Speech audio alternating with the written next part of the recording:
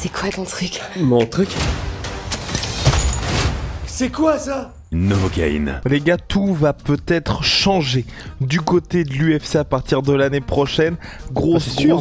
Ah, mais c'est sûr. Grosse news. Vous savez, aux États-Unis, l'UFC est diffusé sur ESPN, le plus grand média sportif au monde, propriété de Disney. Sauf que lors de l'UFC 313, on rappelle quand même, là où la plus grande star actuelle de l'UFC en activité, l'homme le plus actif, Monsieur Alex Pereira, combattait face à son plus grand test en carrière, eh bien, beaucoup de personnes, dont notre cher Manu, n'ont tout simplement pas pu regarder le pay-per-view. Rendez-vous compte de la dinguerie, acheter leur pay-per-view parce que ça ne fonctionnait pas. L'UFC a pété un câble, a raison, mais ça révèle bien des choses de cette situation entre UFC et ESPN, puisque au mois d'avril prochain, le 15 avril très précisément, on arrive à la fin de la période des négociations exclusives pour le renouvellement de contrat entre les deux géants, mais surtout, un certain Netflix est en embuscade pour pouvoir récupérer les droits. Et si Netflix venait à récupérer l'UFC, peut-être la fin des pay-per-view, peut-être l'accessibilité au sport à un niveau mondial pour le moment jamais vu. Bref, il y a beaucoup de choses à dire, Rust. Ouais, on a des choses à dire, on a des choses sur le cœur. C'est parti. Bon, on a rien sur le cœur, mais par contre, il y a plein de choses à dire, ouais. Générique.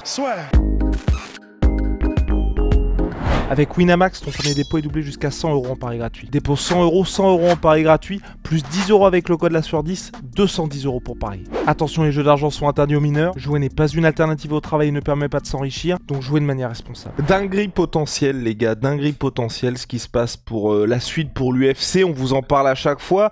On n'est pas forcément ravis de tout ce qui se passe du côté de l'UFC, mais, et c'est pas un petit mais, ce sont les numéros 1, 2, 3, 4, 5, 6, 7, 8, 9, 10 du sport, si vous voulez. Et en cas, on va dire, de changement de diffuseur, à savoir si l'UFC venait à arriver sur Netflix, l'avance pour moi qu'il prendrait sur la concurrence serait... ce serait incroyable. Vraiment, je pense que... il deviendrait l'équivalent du sport point barre et ce serait terminé pour tout le monde, parce que là où on se plaint aujourd'hui de dire Marvin Vettori Dolidze, je veux dire en Géorgie, t'aurais sur ta page d'accueil de Netflix Dolidze qui va combattre. Pour moi ce serait vraiment la fin de tout. Tu vois, même là, Morgan qui combat ce week-end. Non mais la fin de tout. Putain, mais dosons. Non mais non, Morgan qui combat ce week-end. T'imagines Netflix France, tout le monde qui a en page d'accueil Morgan contre Nathaniel Wood. Instantanément, n'importe quel gars dans n'importe quel pays, je pense, deviendrait une star.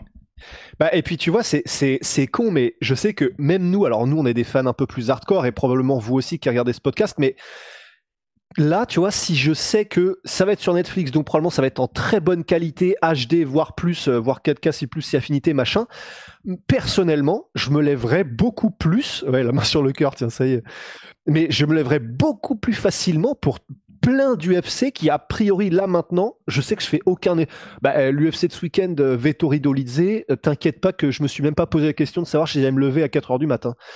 Eh ben... Si je sais que c'est dispo sur Netflix en Ultra HD, et je vais honnêtement commencer à me poser la question, et je sais que je serai pas le seul, parce que le confort en termes de oui, tu l'as direct, tu l'as en très bonne qualité, c'est facile. Ça va vraiment, effectivement, que ce soit pour les fans plus casuels et les fans hardcore, ça va tout changer. Mais en plus, ce qu'on n'a pas dit avec ESPN, c'est que là, ça a été une purge apparemment, mais tout le monde se plaignait de qu'ils n'arrivaient pas à regarder le pay-per-view. On rappelle que les gens payaient quand même 80 balles pour pouvoir voir les combats. 80 balles plus 10 $ pour être abonné à ESPN+, puisqu'aux États-Unis, vous n'achetez pas juste le pay-per-view, le contrat ESPN fait que vous devez être abonné à ESPN+, pour ensuite acheter votre pay-per-view. Ouais, et donc ils étaient quand même au courant qu'ils avaient salement quand même fait de la merde ESPN, puisque le lendemain ils ont donné tout l'événement, je crois que c'était gratuit. Oui, c'était gratuit. Ouais, gratuitement. Enfin bon, je sais pas si ça changerait grand chose pour les gens qui de toute façon étaient pété un câble, et à raison. Et surtout, c'était pas la première fois en plus. Le service de lecture de pay-per-view ESPN, c'était connu depuis des années que c'était une purge. Les vidéos, moi je pense à Luke Thomas, mais il y en avait d'autres d'Américains qui régulièrement pétaient des câbles en disant mais c'est pas possible d'être le premier au monde en termes de médias sportifs et de proposer un système de lecture de vidéos en direct à la demande qui soit aussi catastrophique. En gros, quand ça ne marche pas, il y a des coupures. Quand il y a pas de coupure, la qualité est dégueulasse. Enfin, apparemment, on en vient à enfin, les Américains, parce que nous, on n'était pas concernés par ça, mais les Américains en venaient à se poser des questions sur, mais à ce point-là d'incompétence, ça devient presque suspect, en fait. Donc effectivement, pour ça, c'était quand même assez problématique. Surtout que là, c'est encore plus problématique qu'ils arrivent juste à la fin de la fenêtre de négociation avec ESPN. Il y en a même mais pour vous dire à quel point c'est bizarre, il y en a même qui se demandaient si c'était pas des tactiques de négociation de la part d'ESPN d'être aussi incompétent. J'ai pas trop compris où est-ce que ça pourrait aider, mais peut-être. Ouais, t'as peut-être une idée ? Ouais, parce qu'apparemment, ce qui se passe, donc selon le New York Post, qui a d'abord mis un article concernant le fait que l'UFC était absolument furieuse de ce qui s'était passé lors de l'UFC 313, c'est qu'en gros, de base, apparemment, l'UFC était diffusé sur la chaîne ESPN, et maintenant c'est sur ESPN+, donc déjà c'est un gros problème apparemment pour tous ceux qui parient, et on sait à quel point c'est important aux États-Unis, puisque quand c'est diffusé sur le câble, il y a je crois 10 secondes de latence, alors que sur ESPN+, c'est 1 minute, donc en gros, dès que vous sentez qu'un mec est dans le mal, bah ça change pas mal de choses du côté des paris. Et qu'en gros, ce qui se passe, c'est que du côté d'ESPN, comme nous, on vous fait savoir assez régulièrement, apparemment, donc ESPN est assez déçu / frustré, je cite, de la qualité des cartes. Et qu'en gros, donc nous, ce qu'on avait lu, c'était que c'était 500 000. Selon le New York Post, c'est pas 500 000, mais en gros, ESPN Plus paye l'UFC l'équivalent de 300 000 pay-per-view pour avoir l'exclusivité de la vente des pay-per-view. Et en gros, ce qui se passe, c'est que ça fait très longtemps que ESPN n'a même pas vendu 300 000 pay-per-view, donc pour récupérer sa mise. Et donc en gros, ESPN, là où avant, ils faisaient une promo de fou pour l'UFC, eux aussi sont dans cette situation, ils sont bons. L'UFC là, donc à l'origine, ils avaient signé pour 1,5 milliard sur 5 ans. Finalement, ça a été prolongé de 2 ans avec les pay-per-view qui passent sur ESPN+, et aujourd'hui l'UFC ils demandent 1 milliard par an pour leur nouveau deal. Et donc ESPN qui se disent bon, on vous a mis en bombe, on paie l'équivalent de 300 000 pay-per-view pour l'exclusivité, et vous nous filez des cartes de merde littéralement chaque mois, ce qui explique la frustration aussi bien de la part de l'UFC concernant la tech ESPN+, qui est absolument terrible, et du côté d'ESPN qui se dit chaque mois on est obligé de les ralasser comme jamais pour les pay-per-view, mais aussi pour les événements Apex, où Russ vous en a parlé par exemple le week-end dernier, où littéralement chaque semaine c'est assez terrible les événements, et donc la situation actuelle où les deux sont frustrés, et honnêtement je comprends l'UFC qui se dit bon bah notre événement chaque semaine qui est un gros truc, personne ne peut le regarder, les gens pètent des câbles, y compris les fighters. Donc quand t'as un Chris Weidman qui dit j'ai envie d'acheter, ou même Frankie Edgar, j'ai envie d'acheter le pay-per-view, je ne peux pas, c'est vraiment la honte pour ton organisation. Mais je comprends aussi ESPN qui se dit on a payé un produit qui est censé être le truc premium de chez premium, et en fait l'UFC ils nous vendent un truc qui est absolument éclaté, enfin pas absolument éclaté, mais en tout cas qui ne vaut pas ce qu'on a payé. Ouais, c'est ça, et qui ne vaut pas ce qu'on a payé, et bah, c'est ce que dit le tweet qu'on a vu justement avec les insiders qui parlent de ça sur le New York Post, etc. C'est que il y a vraiment une chute vers le bas des pay-per-view, c'est-à-dire que c'est pas comme si il y avait jamais eu vraiment de moment où les pay-per-view avaient explosé et où ESPN avait pu se dire putain, si ça continue comme ça, on va se mettre bien. C'est que là, en gros, on a fait un podcast sur le fait qu'il y a une pénurie de stars à l'UFC. Bon, bah alors là, ça se confirme, puisque maintenant les chiffres sont là. Et les chiffres, c'est que visiblement, il n'y a plus, et ça continue de descendre, il n'y a plus de gars qui sont capables de générer vraiment de pay-per-view, et ça devient la norme. Et ça, c'était pas le cas avant. Enfin, vraiment, vous revenez 3-4 ans avant, ne serait-ce que dans McGregor, mais même c'était mieux avant. En tout cas, en termes de stars, oui. Et donc, effectivement, et en plus, c'est intéressant parce qu'il y a le dernier point dont on n'a pas parlé, mais c'est vachement intéressant aussi, du coup, c'est que tu sais, sur les contrats UFC, le fait que quand t'es champion ou quoi, tu peux avoir des pay-per-view points, c'est-à-dire que sur chaque pay-per-view vendu, tu touches un pourcentage. En fait, maintenant, ça ne sert plus à rien, puisqu'en fait, plus personne ne vend de pay-per-view, donc en réalité, ça devient inutile ou presque. Enfin, c'est quand même un plus, hein, bien sûr, mais c'est pas le truc que c'était avant en termes de dinguerie de chez dinguerie quand t'as des pay-per-view points, quoi. Mais ce qui est complètement fou, mais vraiment, ça aussi, c'est complètement fou, parce que pour certains Conor McGregor, on le met à part parce que lui, il vendra toujours quoi qu'il arrive. Mais pour la plupart des athlètes qui avaient ces points de pay-per-view, votre salaire passait du simple au triple, quadruple. Hein. Vraiment, c'était le jour et la nuit. Et c'est vrai que là, ça pose une vraie question et ça explique peut-être aussi pourquoi l'UFC, via Marc Shapiro, qui est un peu leur boss des finances, a dit aujourd'hui, on est flexible concernant l'évolution du modèle et on pourrait passer à un système hors pay-per-view. Et là, moi, la question que je me pose, la question que je te pose, Rust, c'est comment tu fais pour la rémunération des athlètes dans ce cas-là, parce que c'est vrai que tu avais tout ce truc à la base où les athlètes se disaient on a envie d'être sur les pay-per-view, on a envie d'avoir les points de pay-per-view pour ça. Si l'UFC n'a plus ces points de pay-per-view, comment tu rémunères tes athlètes? Et surtout, est-ce que tu n'atteins pas un stade où les nouvelles stars vont commencer à se dire est-ce qu'on se barrerait pas de l'UFC purement et simplement? Parce que c'est vrai que là, j'ai du mal à me dire où est-ce qu'ils vont pouvoir récupérer vraiment les gros sous. Effectivement, c'est une bonne question. Après, je me dis, s'ils vont sur Netflix, si jamais ça se fait, les points de pay-per-view, c'est en fonction du nombre de pay-per-view vendus. C'est l'UFC qui a ces chiffres-là. Je me dis probablement que sur Netflix, ils pourraient en tout cas, et j'imagine qu'ils y pensent déjà bien sûr, bien plus que nous là, mais mettre en place un système en fonction du nombre de vues et des pics de viewers, à partir d'un certain nombre de pics de viewers, ton salaire peut être impacté. Donc plus de 3 millions de viewers, ton salaire il prend tant, et tu penses qu'ils feraient ça? Tu penses que l'UFC ferait ça? Parce je sais pas, mais il faut qu'ils trouvent des solutions, t'as raison, donc ils doivent. Mais en tout cas, il y aurait donc probablement un truc comme ça, c'est-à-dire indexé sur les audiences Netflix. Mais après, le truc, c'est qu'on dit, est-ce que du coup, est-ce que les combattants à terme n'auraient pas ensuite intérêt à se barrer de l'UFC s'ils n'ont plus cette certitude des points de pay-per-view? Et la raison pour laquelle on dit ça, c'est qu'effectivement, si tu n'as plus de points de pay-per-view sur des cartes qui marchent et que tu es un combattant de trempe Alex Pereira ou de champion, etc., si tu n'as plus ton salaire qui quadruple là-dessus, effectivement, c'est vrai que le PFL, là, à ce moment-là, pourrait proposer des salaires équivalents, c'est vrai. Mais après, et je finirai là-dessus, pardon, excuse-moi, mais d'un autre côté, s'ils vont sur Netflix, putain, la catapulte d'audience que ça va faire, après, tu peux le vendre aussi un peu différemment aux sponsors, ça peut aussi... Ça compensera pas, mais bon, quand même, dur de se dire que tu as passé de Netflix plusieurs millions potentiels de viewers à on a un deal avec Spike TV, tu vois. Plusieurs dizaines de millions, respect Spike TV, s'il te plaît. Non, l'autre truc aussi, donc subsidiaire, donc il peut y avoir évidemment ce palier en fonction des centaines, dizaines de millions de spectateurs atteints. L'autre question qui vient à se poser, c'est vrai que tu avais tout ce délire avec le pay-per-view de les combattants vont faire l'extra step. Parce que t'es obligé de convaincre les gens de payer.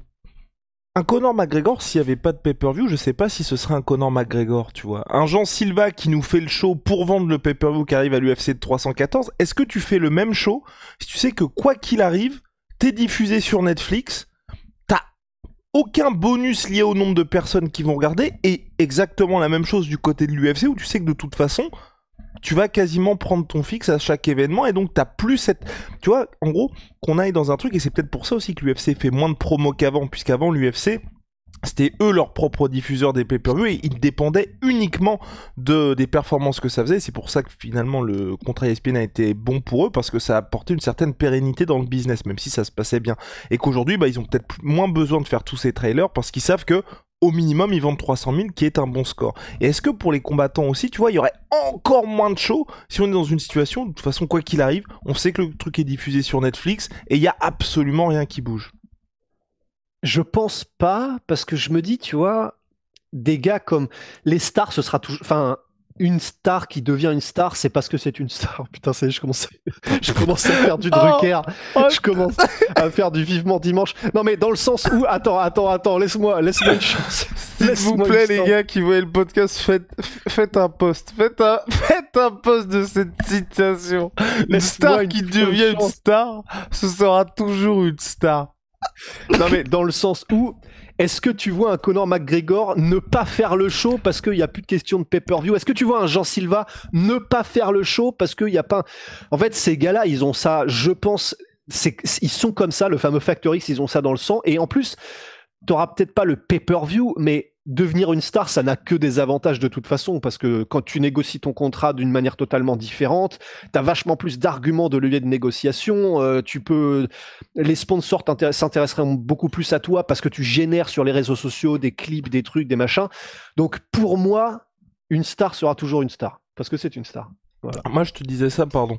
Je me suis peut-être mal exprimé dans le sens où, évidemment, ces gars-là resteront des stars. Mais on voit toujours l'évolution, tu vois, quand l'UFC, ils sentent que, par exemple, l'agent Silva, on voit bien l'évolution entre UFC Seattle et aujourd'hui UFC 314, où ils poussent la com un peu plus loin. Parce que, t'as cet intérêt aussi à pousser cette communication.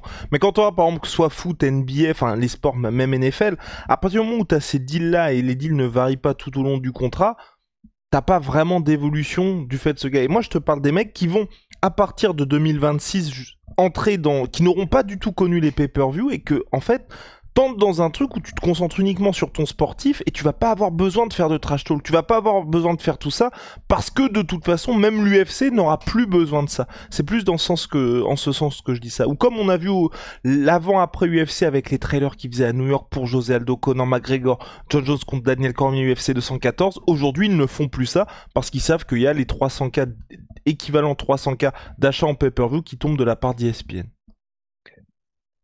En fait, ce qui va être intéressant, c'est, je me dis, évidemment, bien évidemment que que Netflix, lors des négociations, je vois pas un monde, mais c'est impossible, où ils n'ont pas ourdi, où ils n'ont pas entendu parler de ESPN qui se plaint de la chute et de la décroissance de l'intérêt des pay-per-view.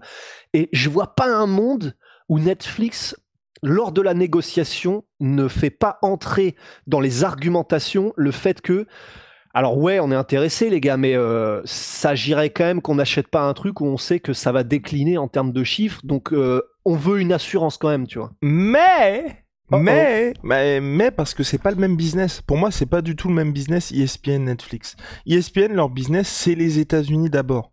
Et je pense que, tu vois, les mecs qui payent 80 balles, 90 balles pour un pay-per-view, c'est les gars qui habitent entre Los Angeles et New York et c'est tout, hein, parce que nous, vous nous connaissez, en France, on ne paiera jamais 90 balles pour un pay-per-view, déjà 10 balles, c'est un peu chaud. Et je pense que Netflix, eux, leur game, c'est vraiment le monde. Et donc forcément, quand Netflix en Russie, quand tu es en KLF, tout le monde sera branché sur Netflix. Et je pense que c'est complètement différent. Ils sont même plus... Là, je me base sur rien pour dire ça, mais tu vois, quand on voit les succès de La Casa des Papel, même La Cage, quand c'est sorti et que même aux États-Unis ça fonctionnait, je pense qu'eux, ils sont plus dans un game où ils disent, franchement, l'UFC, continuez ce que vous faites avec des champions internationaux, parce que nous, on sait que Netflix c'est énorme au Brésil, on sait que c'est énorme en Allemagne, on sait que c'est énorme dans tous ces pays-là, et qu'en vrai, enfin, je veux dire, t'as un Géorgien qui est champion, un Russe qui est champion, peu importe le pays, Netflix, ils vont être ravis parce que ça va pousser le MMA dans ce pays-là, et ça va même faire que l'UFC, à mon sens, hein, je me trompe peut-être, mais va battre des records dans ce pays, et surtout, comme ils peuvent customiser littéralement n'importe quelle homepage, il suffit que ton gars il soit en main card, je veux dire, je pense que Netflix, il y a eu l'UFC Londres qui est diffusé, je pense que Morgan, ils te le vendent comme le main event. Je pense que t'es dans un autre pays, voilà, c'est Finlande, je crois, Gunnar Nelson, il est finlandais?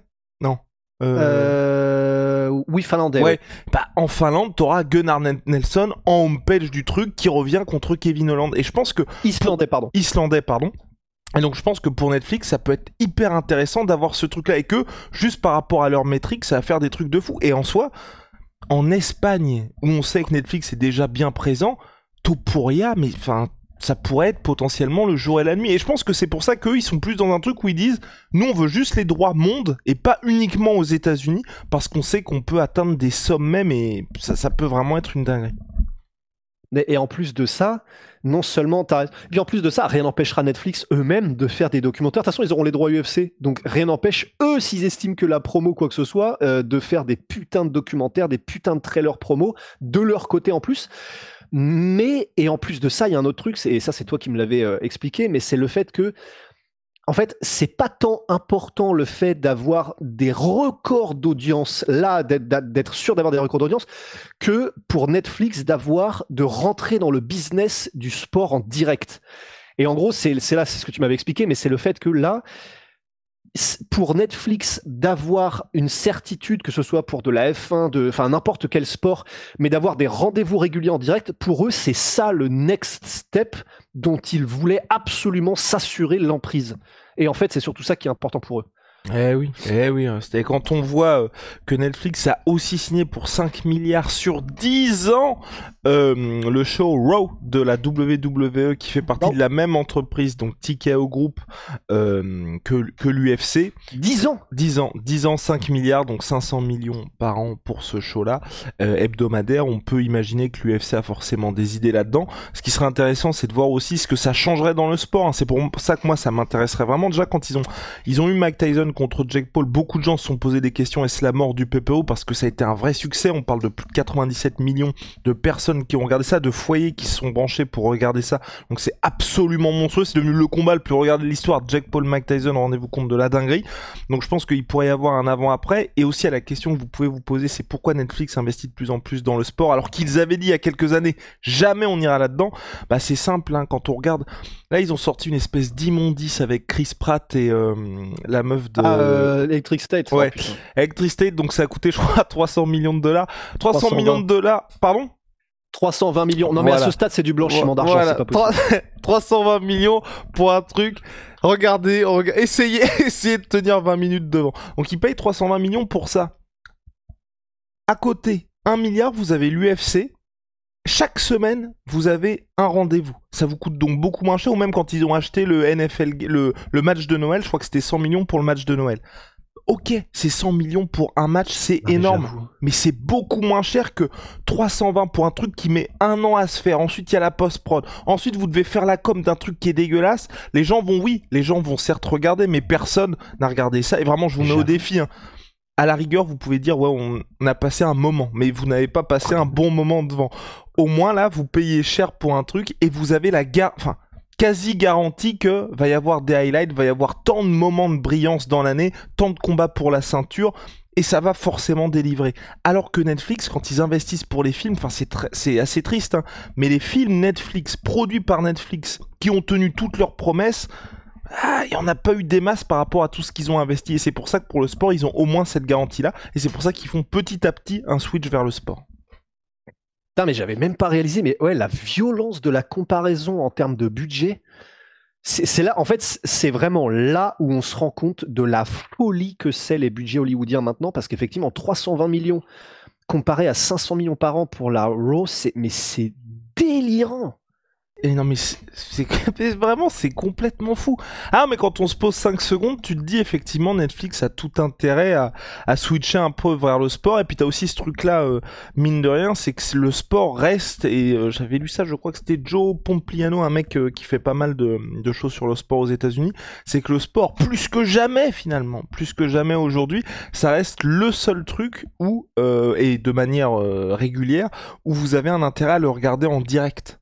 Alors que tous les autres trucs, c'est vrai que si vous êtes un petit pirate, vous allez voir sur des plateformes plus ou moins légales. Mais quand il y a match du PSG ou même l'UFC, si vous regardez pas en direct, vous risquez de vous faire spoil, ou tout simplement vous n'allez pas regarder parce que vous connaissez déjà le sport. Et pour le géant qu'est Netflix en termes de divertissement, il y a tout intérêt à être vraiment présent là-dedans. Ah ouais. Bah, que des avantages. Et que des avantages. Donc on va voir ce qui va se passer pour la suite. Vraiment, moi, j'aimerais, je vous le dis, hein, que l'UFC soit sur Netflix, parce que je pense que le sport, ça pèterait, mais d'une manière...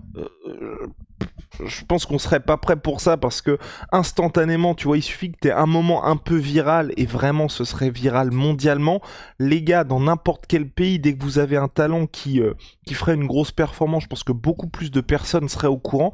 Et puis vraiment de voir à quel point, tu vois, il y aurait une démocratisation de sport, encore plus en France et dans les pays où c'est pas encore développé. Mais je pense vraiment qu'avec le storytelling que sait faire Netflix, même les passerelles qu'ils peuvent faire, parce que tu vois, on le voit là avec le catch, c'est assez impressionnant ce qu'ils font. En gros, les mecs qui vont aller sur des séries Netflix, soit qui vont être acteurs, ou he's on the phone, he's on the telephone. Putain, c'était un truc d'annonce de merde. Ah voilà, regardez-le. Et en gros, tu pourrais avoir des passerelles entre sport et divertissement de ce côté-là, où en gros les mecs qui vont être participeraient au show, enfin bref, moi je serais assez hypé par ça. Bref, Rust, on a terminé. Ouais. Eh bah, ouais mon gars, MyProtein, moi 30% sur tout MySweetPea avec le code la sueur, bah tout est là, Impact EAA, et puis la petite créatine, vous avez aussi les fringues, enfin vous connaissez les bars, moins 30% minimum avec le code la sueur, holy moly, révolution dans les boissons énergisantes, thé glacé, poisson de réhydratation, milkshake et j'en passe. Code la sueur 5 pour votre première commande, moins 5 € ici vous avez déjà commandé chez eux. Code la sueur 10, moins 10%. See ya.